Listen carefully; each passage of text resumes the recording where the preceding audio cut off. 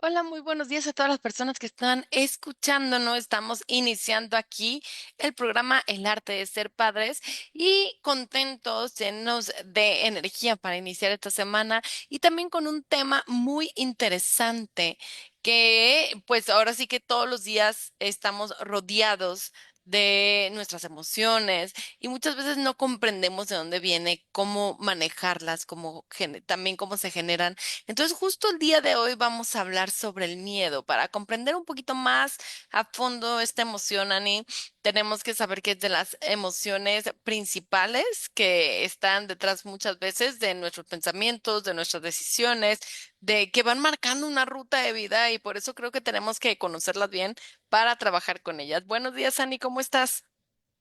Hola Mariana, muy bien Mariana, muy contenta de estar de nuevo en este programa con todos ustedes. Y bueno, pues es una oportunidad de poder analizar cómo vivimos el día a día y qué situaciones que hemos vivido en un momento pasado nos siguen frenando como si siguieran presente en nuestra vida. Sí, valdría la pena que cada uno de nosotros podamos analizar cómo vivimos en el día a día y cuando se presentan algunas situaciones que nos pasan, ¿qué hacemos con eso que enfrentamos? ¿Aprendemos de ello o mejor lo enterramos para que no se nos vuelva a presentar? Y es que en las primeras etapas de la vida ni aprendemos, ¿no? Aprendemos demasiado. Y aprendemos también cómo ir manejando las emociones, o cómo ir evitándolas, o cómo ir evadiéndolas, o cómo ir luchando contra ellas, resistiéndonos, rebelarnos. O sea, hay muchas formas, hay muchos mecanismos para poder lidiar con lo que estamos viviendo. Pero es también cierto, Ani, que no se puede lidiar, no se lidia igual el miedo desde la infancia, desde esta sensación de vulnerabilidad, a desde la adultez. No se debería de lidiar de la misma manera. Pero este aprendizaje, esta ruta neuronal nos hace que tengamos esos hábitos y que entonces lo vivamos incluso de la misma manera. Y sobre todo hay miedos ahí enterrados que van a estar marcando mucho como nuestro destino, que pareciera que no nos podemos quitar de esa mochila de la que vivimos por tal vez situaciones que vivimos, traumas, grandes traumas que podemos llegar a vivir como un abuso sexual, como un abandono, o también estos pequeños traumas em, de esta parte que no logras identificar tan claramente, ajá, solo te empiezas a dar cuenta que tal vez tienes una postura muy defensiva, que tal vez siempre te sientes vulnerable, pero no logras identificar. Entonces, justo ahora tenemos varias preguntas y cuestionamientos para ti que te van a ayudar a poder reflexionar un poquito sobre esto, sobre el miedo, sobre qué cosas te has dado cuenta que te dan miedo y sobre qué actitudes también identificas que no te ayudan a poder, pues, disfrutar la vida. Y como dices, Mariana, de alguna forma la etapa de infancia es nuestro punto de referencia que nos va marcando cómo vamos viendo el mundo y cómo vamos enfrentando en el día a día la vida, ¿no? Entonces, si vivimos en un ambiente familiar en donde de alguna manera no fuimos cuidados porque nuestra madre estaba enferma, tenía una depresión que le dio después del parto y no salió de ella, entonces eso nos hace en el camino de la vida sentir que no tenemos derecho a ser cuidados, ¿no? Y tender a dejar que el otro decida por nosotros. Nos cuesta mucho trabajo tomar decisiones y nos cuesta mucho trabajo pedir lo que necesitamos, como si no tuviéramos ese derecho. O si crecimos en un ambiente familiar en donde nuestros padres tendían a ser muy aprensivos, ¿sí? O Pues sea, entonces, yo creo que tenemos que dividir dos situaciones. Uno es la sensibilidad y temperamentalidad de cada persona. Ajá, desde que naces tienes dos hermanos no tienen la misma sensibilidad y por eso no viven las cosas y no las experimentan de la misma manera. Entonces, lo primero es cómo funciona tu sistema nervioso. Entonces, eso va marcando cómo vas a vivir el miedo, qué experiencias te van a aparecer por ejemplo, si tienes situaciones vestibulares, tal vez entonces el equilibrio y las alturas te vayan a parecer como un riesgo, un peligro. En cambio, si no las tienes, te van a parecer como un reto reto, como una diversión. Entonces, hay una parte individual de tu sistema nervioso que va a marcar cómo vives el miedo. Pero hay otra parte, como la dices, que es el aprendizaje y no nada más de cómo enfrentaste el miedo en ese momento, sino cómo lo enfrenta tu contexto. Por eso me parece tan interesante, Ani, que en medio de la psicología no puedes irte solo a la parte orgánica. Ajá. Y tienes que tomar también la parte relacional. Tienes que equilibrar y analizar estas dos partes de cómo el individuo es por dentro, pero también de cómo el afuera del individuo, por así decir, el contexto, también marca un precedente en cómo afronta las cosas. Entonces, cómo tu mamá, tu papá veían los riesgos, el miedo, los enfrentaban, eran valientes o no, siempre muy temerosos, siempre muy cuidadosos, todo eso va a influir en cómo tú ahora ves el miedo, ¿no? Así es. Y bueno, pues es una oportunidad de que podamos ir analizando cómo nos relacionamos también nosotros con los demás. ¿Sí? ¿Cuál es nuestra forma de vincularnos con los otros? Porque es otra manera como aprendimos también dentro de casa esa socialización, ¿no? ¿Qué tanta oportunidad tuvimos? Porque bueno, también hay situaciones externas que nos impiden poder conectar con el mundo, como nos pasó hace unos años con el COVID, ¿no? Esos chiquitos que nacieron en esa época y que se la pasaron encerrados 2 años, pues les va a costar más trabajo el contacto hacia afuera, ¿no? El poder socializar con los demás. Y mira, yo creo que vale la pena que iniciemos con este punto reflexivo de decir, a ver, piensa en esas actitudes que no te ayudan en tu vida, esa sombra que tú ya conoces de ti. Podría ser que eres muy aprensivo, podría ser que estás muy a la defensiva, podría ser que sientes que nada es suficiente, ¿no? Que siempre tienes esa sensación, podría ser que siempre te estás comparando con los demás. Podría ser que cuando tú escuchas tu voz interior, escuchas esta parte de ese, pues ese enemigo, ¿no? Ese enemigo que siempre te está diciendo que no eres suficiente, que no lo mereces, que a ti no te pasan cosas buenas, o esta desconexión con los demás solo, donde solo piensas en ti. O sea, creo que sería bueno, Annie, como analizar qué es lo que te das cuenta, cuál es ese punto débil que quieres trabajar, porque creo que podríamos analizar qué tanto tiene que ver esto con el miedo, ¿no? Si normalmente te sueles buscar mucho a las personas y necesitar esta reafirmación de los demás, o al revés, tiendes a alejarte de los demás y buscar estar solo y hacer las cosas a tu manera, a tu modo. O sea, yo creo que todo esto, con ciertas preguntas que te vamos a decir ahorita, nos va a llevar hacia qué hay detrás de eso. Y me llama la atención que lo enfocas en el tema de la sombra y de las situaciones que tenemos que trabajar, pero dentro de ella podemos estar viviendo, Mariana, también situaciones que no lo vemos como sombra, sino lo vemos como algo positivo Claro. en cuestión a ser, por ejemplo, personas muy ordenadas o muy perfeccionistas, ¿no? Y entonces uno lo enfoca como a mí me gustan las cosas muy bien hechas. Soy Ujú. una persona muy dedicada, muy constante y no dejo la labor que estoy haciendo hasta que no queda perfecta. Y no nos damos cuenta que ese perfeccionismo también puede ser un lastre en el camino en donde por el afán de tener que hacer las cosas tan perfectas, dejo de disfrutar la vida, porque en el momento en que dejo de hacer esa actividad, me quedo pensando en todos los hubiera, todo lo que le faltó, todo lo que pude haber hecho mejor. Y entonces al final ya no disfruto lo que debí de haber disfrutado de ese trabajo realizado con tanto empeño. Y entonces pareciera que la medición, Ani, sería el disfrute y la insatisfacción. Ajá. O sea, porque creo que incluso puedes hacer muchísimas cosas y hacerlas perfectas, pero puede ser que te tengas una sensación de insatisfacción, de el esfuerzo, el gran esfuerzo que tienes que hacer y la poca reconocimiento de los demás, o que llegas a ya tener cuestiones obsesivas que no te dejan disfrutar lo que estás haciendo a menos que sea de cierta manera.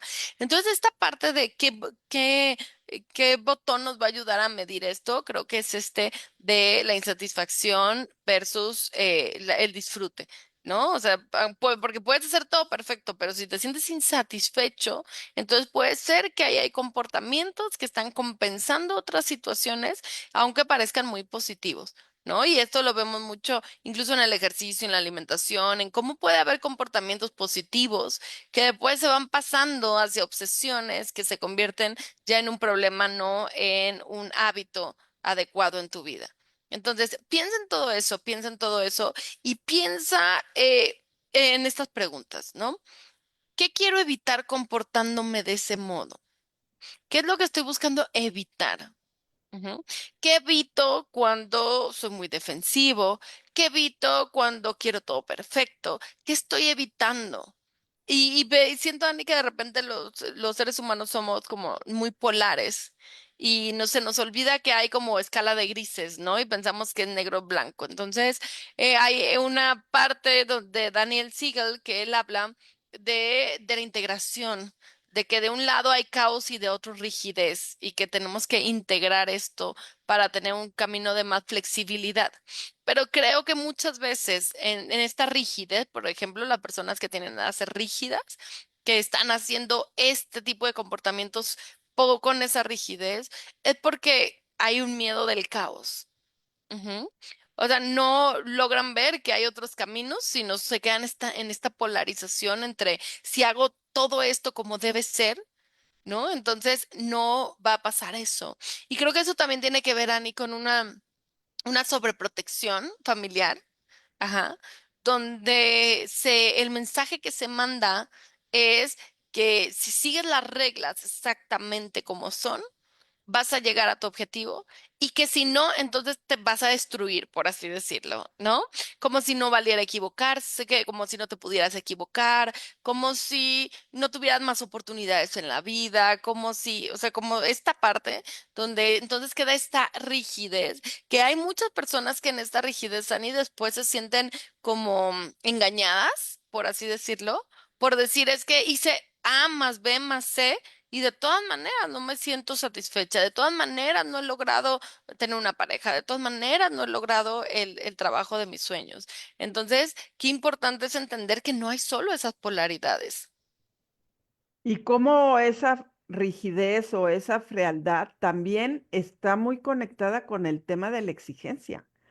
Esa exigencia exacerbada dentro de las familias en donde las reglas tienden a ser muy rígidas y que como niños vamos creciendo de alguna forma como muy exigidos, incluso en algunos casos como si tuviéramos más edad de la que realmente tenemos.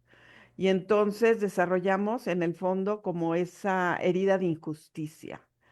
¿No? En donde sientes que esa etapa que debiste de haber vivido tú como niño, viviendo con esa tranquilidad, ya eres un niño en donde te tienes que estar preocupando por los demás, porque ese niño chiquito, cuántas veces vemos esos pequeñitos de 6 años cargando al bebé que tiene 3 y que cuida a tu hermano y que dale la leche y que sírvele de comer y dices, pero es un pequeñito, también él necesita vivir su etapa a su edad, ¿no? Entonces, esas situaciones también nos van enfrentando a momentos en donde sentimos que no tenemos la competencia de poder resolver muchas situaciones y que nos están pidiendo que las enfrentemos como si ya tuviéramos las herramientas. Y se genera una hiperresponsabilidad, ¿no? Una hiperresponsabilidad de por vida, que, o sea, si no se trabaja, donde creo que todo depende de mí. Ajá, incluso si me caso, si tengo hijos, si tengo pareja, creo que todo depende de mí, que si yo no estoy, todo se va a destruir. Ujú. Y Ujú, entonces voy construyendo esa identidad de la que tiene que estar para los demás. Ujú. Pero ujú. también con una sensación de por qué nadie está para mí, de quién me ve, de quién y quién se pone atento hacia mí, ¿no? Incluso, fíjate, Ani, cómo estas situaciones nos pueden hacer buscar personas muy egocentristas y que nos necesiten para nosotros poder darles, Exacto. y dependientes.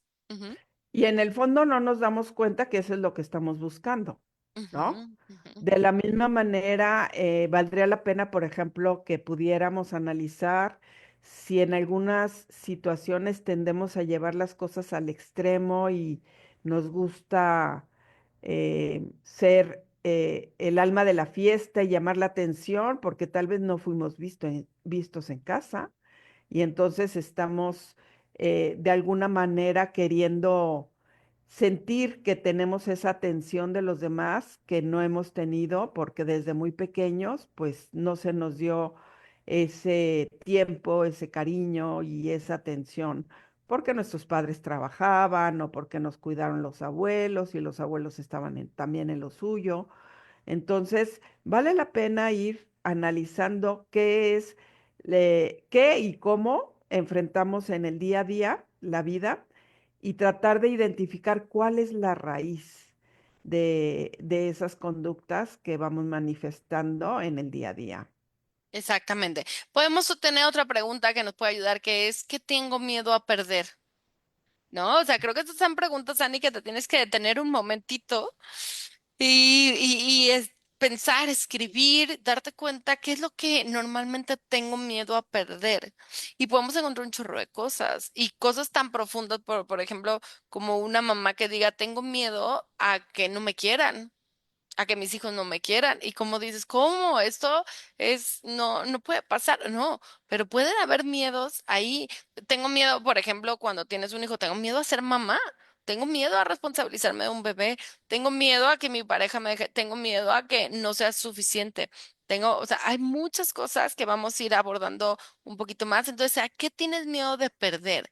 ¿Por qué estás reaccionando de esa manera? ¿Por qué cada vez que el otro se te acerca, tú te alejas? ¿Por qué reaccionas con el enojo? Porque fíjate que decían que el enojo, la rabia y el miedo son las dos caras de una misma moneda. Ujú. Entonces, tenemos que darnos cuenta de esa rabia que tiene debajo, ¿no? Y muchas veces tiene una manera de defensa, de defenderte, y de lo único que te defiendes es de lo que te da miedo. Ujú. Entonces, hay que analizar qué es esta parte, y lo vemos en muchos casos de personas con situaciones de temperamentos explosivos, ¿no? Que el miedo, hay mucho miedo y mucha angustia, y eso genera que salga de manera de enojo, ¿no? Entonces, otra pregunta, ¿de qué te estás defendiendo? Ujú. Normalmente en tu vida, ¿de qué te defiendes? ¿De qué es lo que sientes que necesitas defenderte? ¿Qué imagen desastrosa de ti viene de tus pensamientos? Siempre cuando nos quedamos callados en silencio, podemos escuchar muchas veces lo que estamos pensando, ¿no? Entonces creo que es importante de repente identificar los miedos dentro de nuestros pensamientos. ¿A qué tienes miedo? ¿Cuáles son tus miedos? Y creo que eso nos va a dar mucha información sobre nosotros. Vamos a ir entendiéndonos. Definitivamente, Ani, para mí como terapeuta, el camino más disfrutable es acompañar a las personas a descubrirse, a conocerse, a entenderse. Creo que es un camino donde ellas van encontrando esas respuestas y a partir de esas respuestas van desarrollando otro tipo de pensamientos, otro tipo de formas de manejar sus emociones, otro tipo de situaciones que los pueden llevar a resolver y sanar y resignificar lo que están viviendo, ¿no? Y fíjate, Mariana, que últimamente me ha tocado ver en varios escenarios como reacciones de la gente con mucha agresión, mucha violencia, em, también mucho maltrato hacia la mujer y dices, a ver, ¿por qué permites que el otro te agreda de esa manera? ¿Por qué de alguna manera permites vivir en un ambiente familiar con agresión, con insultos, con humillaciones? ¿A qué le estás teniendo miedo? Ajá. En el fondo estás sintiendo ese miedo a quedarte solo y eso no te permite poder buscar el cómo salir de esa relación tóxica. Ajá. Analizar realmente por qué permites tantas agresiones y por qué no sabes poner límites. ¿Por qué te está costando tanto trabajo poner esos límites? Y muchas veces, Ani, es eso, ¿no? Cuando la agresión era parte de la vida, o sea, esta violencia sutil, donde simplemente, por ejemplo, una violencia muy fuerte, ajá, es la de no ser visto. Ujú. Y esta puede ser, Ani, con una madre perfecta. O sea, si tú tuviste una madre perfecta, que ella iba a ser la madre perfecta. Entonces, lógicamente, ella no te ve, se ve a sí misma. Solo se ve a sí misma diciendo, tengo que ser la madre perfecta. Entonces, tú no vas a tener opinión, tú vas a seguir lo que yo diga. Ujú. Entonces, en esta parte de no verse, Annie, creo que después, eh, cuando llegas con una pareja que no te puede ver, ujú, muchas veces ya tienes esa costumbre, es un lugar que ya conoces. Y entonces no es tan fácil identificar y ir hacia la incertidumbre. Ujú. Pero tenemos que darnos cuenta que el miedo lo único que va a generar es que interpretemos la realidad de una manera distinta. Cada emoción hay una dinámica que yo pongo con una misma imagen y varias canciones, ¿no? Que te evocan emociones. Y entonces, cada canción, tú vas viendo la imagen y vas relatando qué es lo que ves. Y en cada canción, con cada emoción distinta, ves una realidad diferente. En una están bailando, en otra están peleándose y en otra están tristes, desolados. Ajá. Entonces, nuestras emociones hacen que veamos la realidad de una manera. Entonces, es muy importante esto porque si yo siempre he estado en el modo alerta o siempre estoy en el miedo, entonces yo estoy viendo mi realidad de esa manera. Y entonces, ¿cómo veo mi realidad de esa manera? Pues seguramente voy a darme o voy a tener mucho miedo de que todo el mundo hable de mí, de que no ser aceptada, serán mis amigos realmente, no, ajá. O a la defensiva, diciendo, a mí no me van a hacer, a mí no me van a ver la cara, yo no me voy a defender. Entonces, qué importante es darnos cuenta si estamos en este modo alerta o qué tanto reina el miedo en nuestra vida para poder darnos cuenta de eso. ¿Cuántas veces llegamos a terapia de pareja, ujú, para solucionar los problemas que tenemos con el otro, cuando realmente, Ani, esos problemas tienen que ver con nosotros, tienen que ver con estas formas de ver la realidad, ajá, donde según nosotros el enemigo es el de al lado? Y no nos damos cuenta que esa estructura que hemos creado sobre el miedo, sobre la defensa, sobre el protegernos, es justo el enemigo de la relación y no la otra persona, ¿no? Y más cuando los dos traen pues esta construcción desde la infancia, Ani, entonces hay una lucha de poder impresionante, ¿no? Porque quien quiere el poder es quien quiere protegerse del otro. Y también poder analizar con qué lo estoy conectando, Ujú, porque no nos damos cuenta que muchas veces también nuestras reacciones hacen que el otro se conecte con vivencias guardadas en un pasado, ¿no? Por ejemplo, los vínculos de esa esposa que se relaciona con el marido como si fuera la mamá y ujú. entonces lo trata como niño, queriendo controlar todo lo que él quiere hacer o las decisiones que quiere tomar. Tus enfoques siempre son a lo negativo, en tratar de aprovechar esas situaciones para analizar cuáles son las opciones y qué cosas puede de alguna manera vivir esa persona y tratar de buscar el cómo sí en lugar de buscar el cómo no, ¿no? Muchas veces nos enfocamos en todo lo que no sale y lo que nos hace sufrir.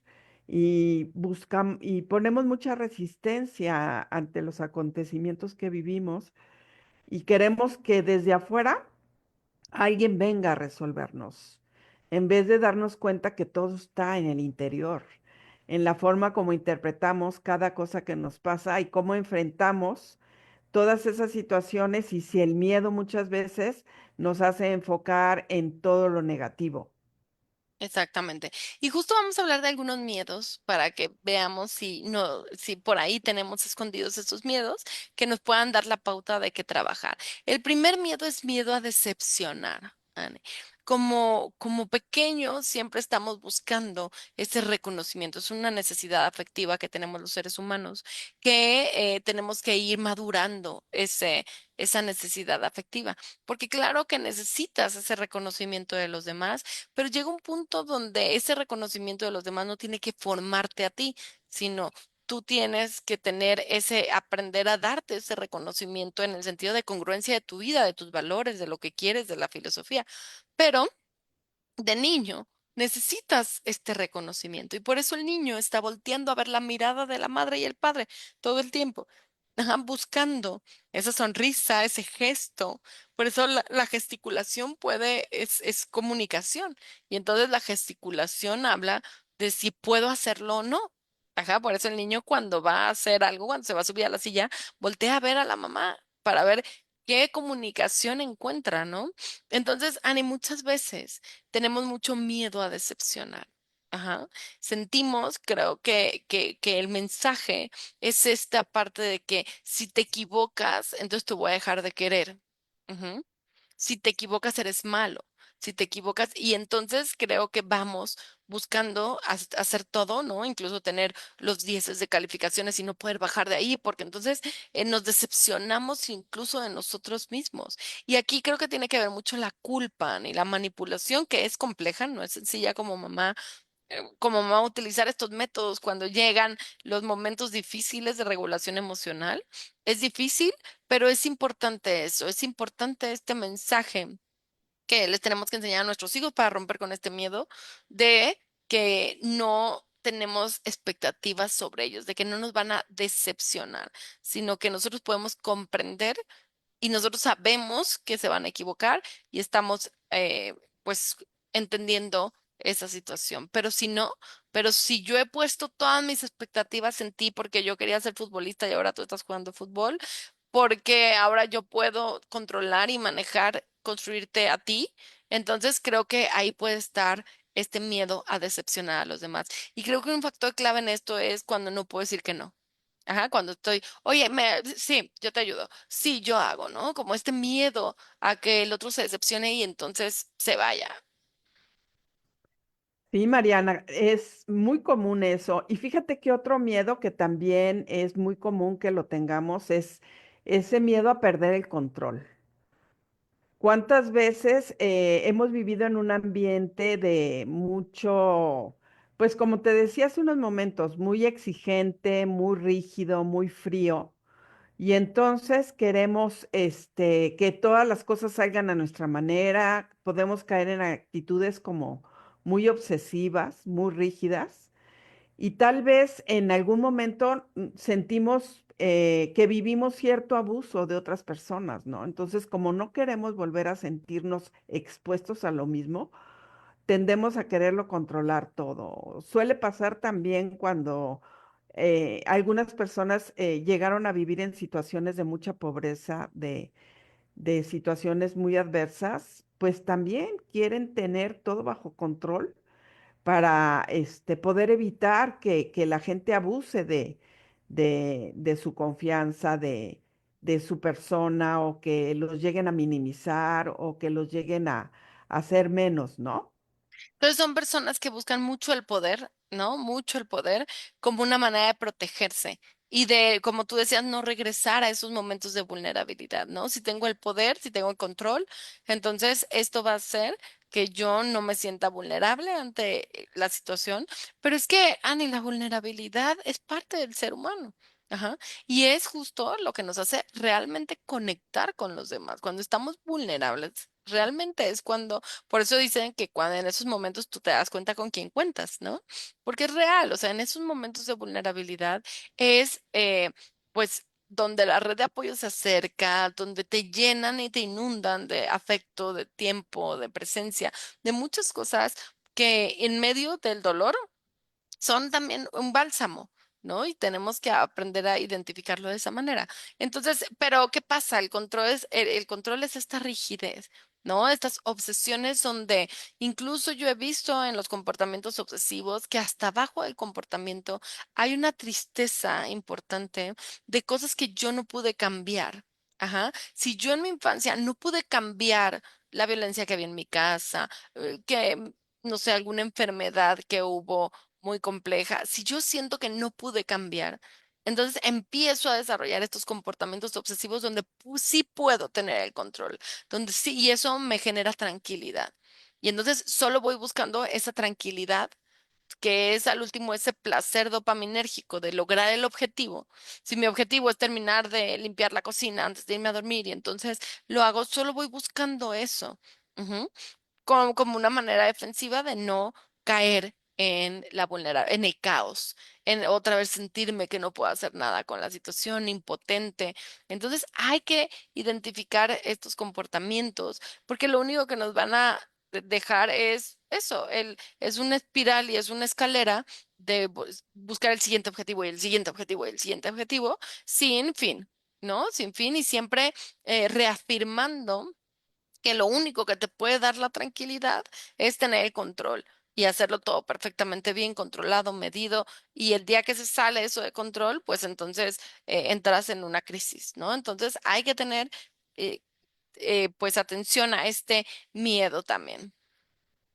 Así es, Mariana. Y por otro lado, el miedo a no ser perfecto, ese perfeccionismo recalcitrante que lo aprendimos desde casa, desde muy pequeños, en que todo tiene que ser perfecto. Y hoy en día lo vemos mucho en las redes sociales cómo tendemos a estarnos comparando con todo lo que vemos ahí, lo que aparentemente la vida te está mostrando como algo real y que en el fondo pues estar muchas veces viendo que no tiene que ver nada con la realidad Ujú. porque esa foto pues ya está muy arreglada, muy photoshopeada y que no es real lo que estás viendo, ¿no? Entonces no existe realmente pues nada perfecto.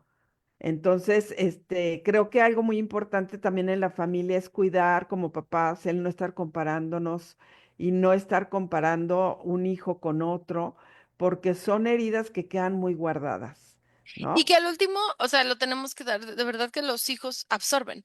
Ajá. Entonces, más bien tenemos que evaluar si nosotros que estamos queriendo ser perfectos, ¿no?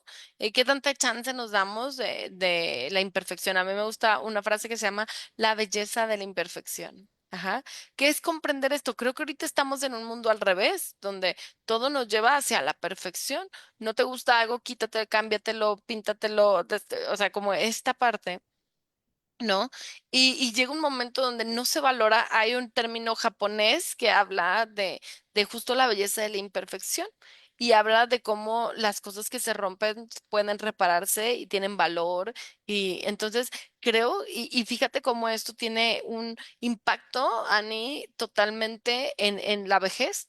Ujú. En que antes la vejez era signo de sabiduría, de valor, y ahora ya no. Ahora el valor está en la juventud, está en la belleza, en la perfección. Entonces tenemos que ir dándonos cuenta que como familia tenemos que ir eh, poniendo este valor en las cosas y este valor en las personas, cómo tú tratas a las personas mayores, cómo las ves, cómo haces que tus hijos las vean, ajá, sí, como personas que estorban, desgraciadamente, ajá, o si como personas que son dignas y son valiosas y son sabias y podemos aprender de ellos. Entonces, fíjate, todas estas cosas tan sutiles cómo van dejando van rompiendo este miedo a no ser perfectos, porque al último, Ani, el mensaje sigue siendo, tienes que ser perfectos para no estar solo, para que te quieran, para ser alguien, para, para sentirte bien contigo mismo. Y qué duro mensaje. Creo que actualmente hay muchas personas que están en activismo para romper este mensaje y me parece muy importante y lo hables al haber, porque también cada vez hay más información y cada vez parece que la perfección, Ani, está tienes que poner toda tu vida en eso y perder otras cosas de tu vida, perder tiempo con los demás, vínculos, para poder lograr esa perfección. Entonces, me parece importante el que sigamos en este activismo de romper y de buscar la belleza de la imperfección. Y qué difícil vivir constantemente frustrado, sintiéndote que no eres suficiente, que en el fondo te sientes vacío por ese estarte comparando siempre con otros y darte cuenta que cada persona tiene su proyecto de vida y que tú tienes que enfocarte en el tuyo y buscar tu camino, porque de la otra manera siempre vas a estar buscando el querer llegar a lo que el otro ha logrado, buscando metas que muchas veces son inalcanzables y que lo único que te dejan en el fondo es más frustración y más vacío, ¿no? Ujú.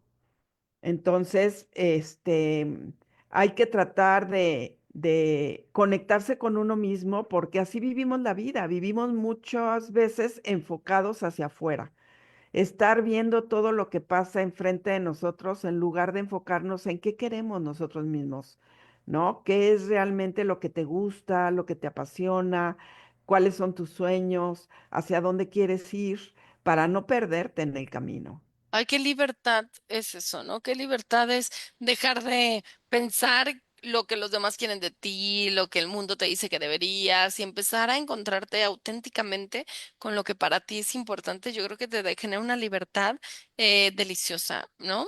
Fíjate que otro miedo, Ani, es a no ser importante y creo que este es un miedo muy que nos va construyendo la sociedad. ¿Qué quieres ser de grande? ¿Qué quieres? No, o sea, necesitas estudiar miles de idiomas, necesitas, o sea, necesitas ser importante para sobrevivir casi, casi. Ujú.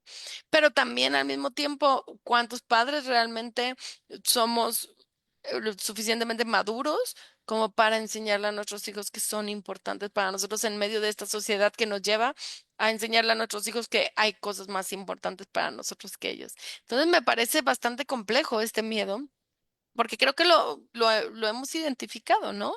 Y entonces este miedo está insertado así, seguramente tú lo has visto en la pareja, en qué tiene que hacer el otro para hacerme sentir que soy importante para él, ¿no? Siempre es que no es suficiente, no me diste lo que yo te pedí, no expresas las cosas como yo las necesito. Entonces, esta sensación, Ani, de ser importante, creo que no agarramos ese cordón umbilical y nos lo conectamos a nosotros mismos para hacernos sentir que sí tenemos que tener una red de apoyo, que esa red de apoyo nos tiene que hacer sentir que somos importantes, pero que si no sabemos hacerte sentir tú a ti mismo importante, entonces no habrá país ni nada que genere esa sensación. Y eso le pasa, por ejemplo, mucho a los rockstar y a todo eso, donde al principio les hacen sentir que son importantes, ¿no? Y entonces se genera una sensación de adrenalina, euforia impresionante, pero en el momento que ya son millones de personas, pues al revés, ahora dejan de ser importantes esas millones de personas porque se convierten en números. Ajá. Y entonces se pueden centrar en este vacío de que ni siquiera millones de personas que me admiran me son suficientes, ¿no? Y deja de ser importante, ser visto. Ujú, Porque vivimos hoy en día en una sociedad muy individualista, en donde todo está a la mano de uno, conectados en un celular que nos atrapa todo el día, viendo todo lo que hay afuera y dejando de ver lo que está cercano, ¿no? ujú.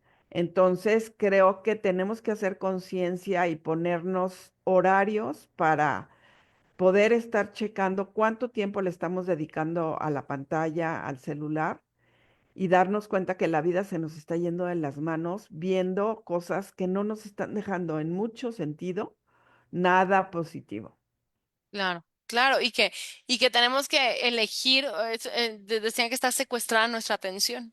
Ajá, está Ujú. secuestrada nuestra atención porque en menos de lo que pensamos, nuestra atención ya está no en algo que decidimos, sino en algo que compensa el estrés, el cansancio, el sueño, muchas de estas cosas. Y el último punto, Ani, es miedo a sufrir, ¿no? Miedo a, o sea, yo creo que esto tiene que ver con que o viviste dolores muy fuertes que quieres volver a evitar, o no te enseñaron cómo gestionar el dolor. Tal vez te enseñaron cómo evitar y evadir el dolor. Y hay que entender que el amor y el dolor vienen de la mano, vienen de la mano. El día que nace un bebé, la mamá experimenta un amor impresionante y un dolor impresionante. El día que te casas, la mamá del que se casa o el papá sentirán amor y dolor. Ujú. El amor y dolor van de la mano, y entonces tenemos que darnos cuenta que no podemos buscar evadir esto, porque lo único que nos va a generar es mecanismos y que el miedo se haga cada vez más grande. Y muchas veces la gente dice, ah, ¿era esto? Ah, pues eso sí podía, pero en nuestra fantasía, en nuestros pensamientos, el miedo empieza a crecer y se empieza a generar una bola de y si pasa esto y si pasa lo otro, y entonces ahí nos detiene totalmente el miedo, ¿no? Y perdemos de vista que muchas veces lo que nos hace perder en esa situación de miedo a sufrir es cómo enfrentamos las situaciones. Si las estás enfrentando como una oportunidad de la vida que te está dando para que aprendas cosas nuevas o como una amenaza que estás teniendo que afrontar, ¿no? Entonces, qué importante es buscar ese enfoque en donde si cambias la forma de ver las cosas, entonces las cosas cambian su forma, ¿no? Exactamente. Ujú, ujú. Entonces, realmente tú tienes la elección de cómo enfrentar en el día a día las situaciones que te está tocando vivir y poder entender por qué las estás viviendo, ¿sí? Porque a eso venimos a la vida, venimos a aprender, a Ujú. disfrutar y a tratar de dar un poquito de nosotros a los demás. Exactamente. Y hay que seguir analizando, te dejamos de tarea que sigas analizando esta parte de qué miedos son los que están abajo y guiando tu vida, ¿no? Para que puedas ir enfrentándolos y pues ahora sí que buscando que no se conviertan en una realidad y que estés siendo el timón de las decisiones de tu vida. Pues muchas gracias a todas las personas por estar con nosotros. Ani, muchísimas gracias. Gracias, Mariana, que tengan muy buen inicio de semana y dense la oportunidad esta semana para poder analizar cómo estamos enfrentando esos miedos que muchas veces nos paralizan y no nos dejan caminar hacia el rumbo que nos va a ayudar a aprender algo nuevo. El miedo solo tiene que ser una llamada de atención para evaluar si hay un riesgo, pero hay que utilizarla así, como una llamada, un mensaje para poder evaluar. No hay que tener este pensamiento que se llama razonamiento emocional, que es dar por hecho las cosas que sentimos. Hay que generar estas herramientas de pensamiento que nos van a ayudar a poder enfrentar las cosas de la mejor manera. Muchas gracias a todas las personas que estuvieron con nosotros. Muchas gracias también a Valora Radio y a Radio Familia y nos vemos en la próxima emisión del Arte de Ser Padres. Hasta la próxima.